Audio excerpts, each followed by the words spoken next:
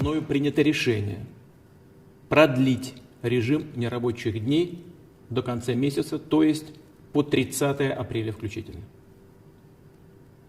Подчеркну, с сохранением за работниками их заработной платы. Вместе с тем, ситуация меняется.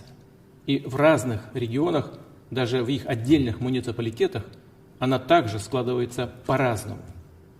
У нас большая, очень большая страна, разная плотность населения. Есть субъекты федерации, где коронавирус уже создал серьезную угрозу для людей.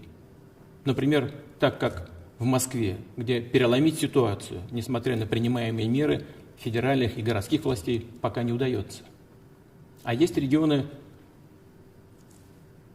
которых, к сожалению, все меньше и меньше, где еще не зафиксировано, слава богу, ни одного случая заболевания.